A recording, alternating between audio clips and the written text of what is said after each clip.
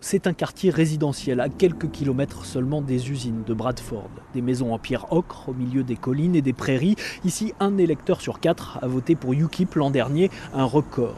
Pour trouver les partisans du Brexit, il suffit de pousser la porte du pub. Je suis britannique et fier de l'être. Anthony Barker a 75 ans, ingénieur à la retraite. Il se souvient de l'entrée du Royaume-Uni dans l'Union européenne et du premier référendum en 1975. J'avais voté oui parce qu'on était censé rejoindre un marché commun. C'était une super idée, le libre-échange à travers l'Europe sans aucun problème. Mais on a été trompé, induit en erreur. Je veux en sortir. Les lois sont faites par des bureaucrates qui ne sont pas élus. Londres récupère tout et nous, on ne nous donne rien. Le plus gros problème, c'est l'immigration de masse. Anthony regarde sa femme. Au-delà des travailleurs venus d'Europe de l'Est, ce que Sue redoute, c'est l'arrivée de migrants syriens et pakistanais. C'est en train de dépasser le cadre de l'Europe. C'est ça qui m'inquiète. Tous ces réfugiés qui essaient de venir, et on n'a pas la place pour eux. Jusqu'ici, on a intégré tous les gens qui sont arrivés, mais il y a des limites. Je ne suis pas raciste. Il y a quand même beaucoup de différences entre être raciste et vouloir protéger son propre pays.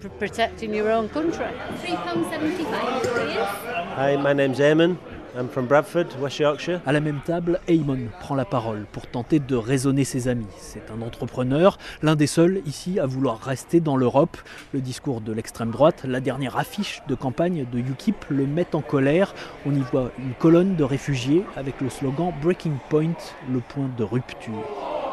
UKIP and the Brexit people. UKIP et ceux qui soutiennent le Brexit jouent sur la peur. It's all about immigration.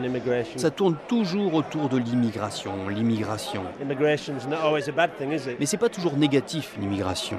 Regardez le système public de santé. On a plein de gens de pays différents. Nurses, doctors, Des infirmières, des docteurs. the dirty jobs. Et vous le savez, on leur fait faire les sales boulots. It's give and take, I think. Take care, guys. Bye. See you later. Après des mois de campagne centrée sur l'immigration, le discours de l'extrême droite est tout de même de plus en plus contesté depuis la mort de Joe Cox. La députée travailliste a été assassinée par un homme qui pourrait être lié à des mouvements nationalistes et le drame a changé la donne. Une ancienne secrétaire d'État aux Affaires étrangères, favorable au Brexit, a décidé de tout arrêter. « Je suis écœurée par la campagne, la haine et la xénophobie », dit-elle. Et dans l'ouest du Yorkshire, le représentant local UKIP, Luke Senior, se demande lui aussi si son parti n'est pas allé trop loin. Ce que la plupart des gens voudraient avoir, c'est un débat honnête et raisonné sur l'immigration. Qu'on parle du bénéfice net de l'économie lié aux immigrés en se basant sur des faits. Pour moi, il s'agit avant tout de contrôler et de savoir de quelles compétences le pays a besoin.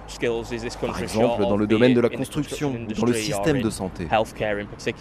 Un débat de toute façon inutile, rappelle Shona Hunter, professeur de sociologie politique à l'université de Leeds. Il n'y a aujourd'hui à Bradford que quelques centaines de réfugiés syriens, mais quels que soient les chiffres, ce qui compte dans le jeu politique du moment, c'est la manière dont ils sont perçus. Il y a un fossé entre la perception et la réalité.